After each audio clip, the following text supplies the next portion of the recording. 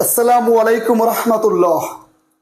সম্মানিত দর্শক, জাতীয় সনদ এবং জাতীয় নির্বাচন নিয়ে আলোচনা, পর্যালোচনা, সমালোচনার ঝড় বয়ে যাচ্ছে। টেকনাফ থেকে তেতুলিয়া, রূপসা থেকে পাথুরিয়া, চায়ের স্টল থেকে শুরু করে অ্যারিস্টোক্রেটিক প্লেস পর্যন্ত সবখানে ঝড়। জাতীয় সনদ, জাতীয় নির্বাচন। এবার আসুন, আদৌ কি নির্বাচন হবে? আর নির্বাচন হলে কেমন হবে? জাতীয় সনদ কি, এর গুরুত্ব কি, এই বিষয়ে চমৎকার ব্যাখ্যা, বিশ্লেষণ, তথ্য উপাত্ত এবং উপাদান দিয়ে কথা বলতে চাচ্ছি। প্রথমে আসবো জাতীয় নির্বাচন নিয়ে একটু কথা বলা, তারপরে জাতীয় সনদের ব্যাপারে অনেক গুরুত্বপূর্ণ কথা বলতে চাই ইনশাআল্লাহ। তাহলে আসুন জাতীয় নির্বাচন। দেখুন, এই নির্বাচনে কারা আসলে ক্ষমতায় যাবে? কে ক্ষমতায় যাবে? বিএনপি, জামাত, এনসিপি, গণ অধিকার, এবি পার্টি, খেলাফত আন্দোলন, খেলাফত মজলিস, ইসলামী আন্দোলন, ঐক্য জোট নাকি? আসলে ঘটনাটা কি? দেখুন, ক্ষমতায় কারা যাবে একটু যদি ভেবে দেখেন, 2008 থেকে 2025 এই 17 বছর জেনজি ভোট দিতে পারে নাই, তরুণরা ভোট দিতে পারে নাই। সেই সময়ের তরুণরা এখন তাদের বয়স বোঝার মতো হয়ে গেছে। অতএব মনে রাখুন, এদেশের 18 কোটি জনতার 6 কোটি তরুণ, এই 6 কোটি তরুণই আসলে ক্ষমতার মানদণ্ড, ক্ষমতার ইম্প্যাক্ট, ফ্যাক্ট এবং ক্ষমতার চূড়ান্ত অবস্থান নির্ণয় করবে। সত্যি বলছি, তরুণরা ভোট দেয়নি 17 বছর, তারাই কে ক্ষমতায় যাবে তা নির্ধারণ করবে, এই তরুণরা। তাহলে মনে রাখুন, পেশি শক্তির দাপট নয়, হ্যাঁ, পেশি শক্তির দাপট নয়, মেধার বিকাশ। মানবিক বাংলাদেশ চায় তরুণরা, সাম্যের বাংলাদেশ, বৈষম্যহীন বাংলাদেশ, জুলুমহীন বাংলাদেশ, ভয়হীন বাংলাদেশ, ডরহীন বাংলাদেশ, সুন্দর স্বপ্নের আগামীর বাংলাদেশ চায়, শিক্ষার সুন্দর পরিবেশ চায়, সভ্য জীবন চায়। অতএব যারা চাঁদাবাজি, টেন্ডারবাজি, দখলদারি, যারা হামলা মামলা, গুণ খুম, এই নাটক, ভাওতাবাজি, অভিনয়, ক্ষমতার লোভ দেখানো, হ্যান করেন গা ত্যান করেন গা, এগুলো জেনজি পছন্দ করে না, তরুণরা পছন্দ করছে না। তরুণরা এগুলোকে ভোট দেবে না। তরুণরা ভোট দেবে যে মানবিক বাংলাদেশের কথা বলবে, সাম্যের বাংলাদেশের কথা বলবে, সুন্দর স্বপ্ন সত্যের বাংলাদেশের কথা বলবে, বেকার মুক্ত বাংলাদেশের কথা বলবে, চাঁদাবাজ দখলবাজ মুক্ত বাংলাদেশের কথা বলবে, দারিদ্রতা মুক্ত বাংলাদেশের কথা বলবে, যারা নিশ্চয়তা দেবে যে স্বৈরাচার হবে না, এমনদেরকে তরুণরা ভোট দিতে চায়।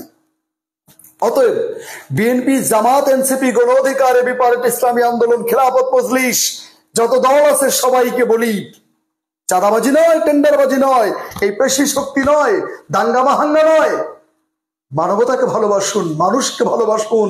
জেনজি দেখতে চায় আপনি তার জন্য শিক্ষার পরিবেশ কতটুকু করবেন, কতটুকু কর্মী বান্ধব হবেন, আপনি কতটুকু চাকরি বাকরি সুযোগ সুবিধা এগুলো কতটুকু দেবেন।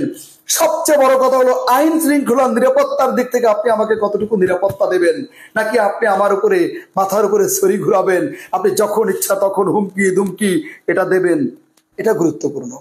অতএব জাতীয় নির্বাচনের ফ্যাক্ট, 6 কোটি তরুণ, তরুণদের ভোট যেদিকে পড়বে ক্ষমতায় তারাই যাবে। তরুণরা পেশি শক্তির দাপটকে ভোট দেবে না, চাঁদাবাজি মাস্তানদের ভোট দেবে না, তারা ভোট দেবে দেশপ্রেমিক এবং মানবিক বাংলাদেশ যারা করতে চায় তাদের ভোট দেবে। অতএব সব দলকে অনুরোধ করব, আপনারা মানবিক বাংলাদেশের স্বপ্নের কথা আমাদেরকে বলেন, আমরা আপনাকে ভোট দিতে চাই। এবার আসেন জাতীয় সনদের কথা। কেন সনদ দরকার? আচ্ছা বলুন তো, ব্যক্তি নূর, ভিপি নূরের সমালোচনা থাকতে পারে, আলোচনা পর্যালোচনা থাকতে পারে, কিন্তু এই ভিপি নূর তো সে জুলাই যোদ্ধা।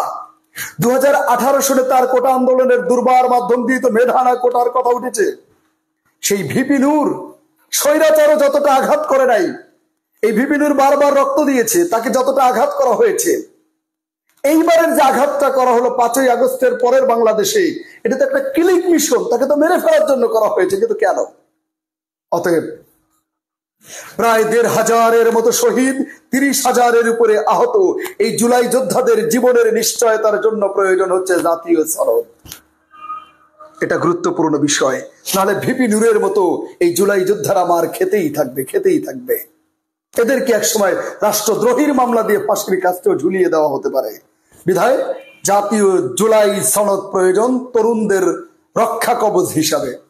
আরেকটি ব্যাপার, ৭২-এর সংবিধান মানেই তো মুজিববাদী সংবিধান, এবং ওই সংবিধান এমন ভাবে সাজানো যে সংবিধানটাই স্বৈরাচার হতে বাধ্য করে, অথবা স্বৈরাচার হওয়ার পূর্ণ পথ এই মুজিববাদী সংবিধানের মধ্যে আছে, এই ৭২-এর সংবিধানের মধ্যে আছে। বিধায় পৃথিবীর প্রত্যেকটি দেশে গণ অভ্যুত্থান হলে, বিপ্লব হলে সাথে সাথে পেছনের কনস্টিটিউশন সংবিধান ক্যান্সেল হয়ে যায়, বাতিল হয়ে যায়। আমার দেশ একমাত্র দেশ যেখানে বিপ্লব হওয়ার পরে, গণ অভ্যুত্থান হওয়ার পরে আজও সেই সংবিধানটাই ঠিক আছে। ওই সংবিধানের দোহাই দিয়েই রাষ্ট্রপতি চুপ্পুর বিদায় হলো না, এটা হয় না, ওটা হয় না। অথচ পৃথিবীর ইতিহাসে কোনো দেশ নেই যে বিপ্লবের পরে পেছনের সংবিধান টিকে থাকে। তাই আমরা চাই সেই মুজিববাদী সংবিধানের কবর হোক, জাতীয় জুলাই সনদ হোক, যেই সনদ, যেই চার্টার সাম্যের বাংলাদেশ, মানবিক বাংলাদেশ, সুন্দর বাংলাদেশ, সত্যের বাংলাদেশ, শিক্ষা বান্ধব বাংলাদেশ, নারী বান্ধব বাংলাদেশ, ঐক্যের বাংলাদেশ, সমতার বাংলাদেশ, স্বপ্নের সুন্দর বাংলাদেশ বিনির্মাণ করতে সহযোগিতা করবে, এইরকম একটা সনদ আমরা চাই, জাতীয় জুলাই সনদ। এবার আরেকটা কথা বলি, আমাদের তরুণেরা আর চায় না যে আপনি ভারতীয় বয়ান দেন, আপনি সেই ৭১-এর প্রশ্ন তুলে মুক্তিযোদ্ধা রাজাকারের দোহাই দিয়ে স্বাধীনতার পক্ষে আর বিপক্ষের শক্তির কথা বলে চেতনাবাজির ব্যবসা করে আপনি বাংলাদেশকে বিভক্ত করেন। এটা আর এই তরুণরা চায় না, সত্যিই চায় না।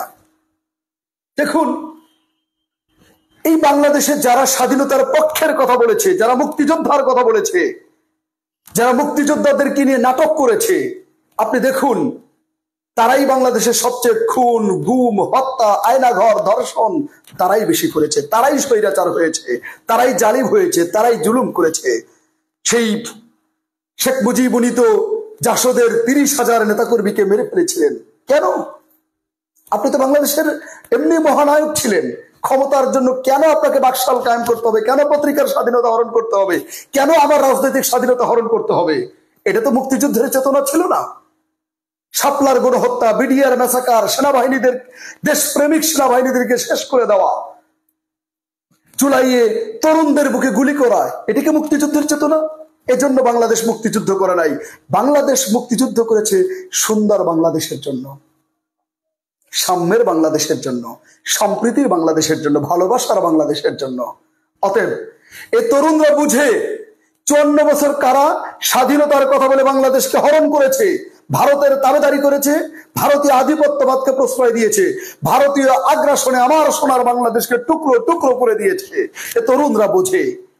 আর তরুণরা বোঝে কারা ৫৪ বছরে কাদের দুর্নীতি নাই, কারা কালপ্রিট নয়, কারা হত্যাযোগ্যতার সাথে নাই, কারা সত্যের পক্ষে, মানবতার পক্ষে, দেশের পক্ষে, মানুষের পক্ষে, কারা। তরুণরা কিন্তু বোঝে। এই কারণে আমি সকল দলকে বলবো, ভারতীয় বয়ান আর দেয়া যাবে না। এই মুক্তিযুদ্ধ রাজাকারী চেতনা নিয়ে আর চলা যাবে না। মুক্তিযুদ্ধকে ভালোবাসি, ৭১-কে ভালোবাসি, কিন্তু এই ভালোবাসার নামে দেশকে বিভাজন করে আর চলা যাবে না। তরুণরা চায় আমরা এখন ৫৪ বছর পেরিয়েছি, ৭১ মুক্তিযুদ্ধকে আমরা বুকে রাখবো, সম্মান করব, ভালোবাসবো। আবার এই জুলাইয়ের গণ অভ্যুত্থানকেও আমরা মর্যাদা দিব। ২৪ আর ৭১-কে মুখোমুখি দাঁড়িয়ে আমরা কনফ্লিক্ট করব না। ৭১-এর সম্মান ৭১-এ, ২৪-এর সম্মান ২৪-এ, দুটোই আমরা রাখবো, দুটোকেই সম্মান করব।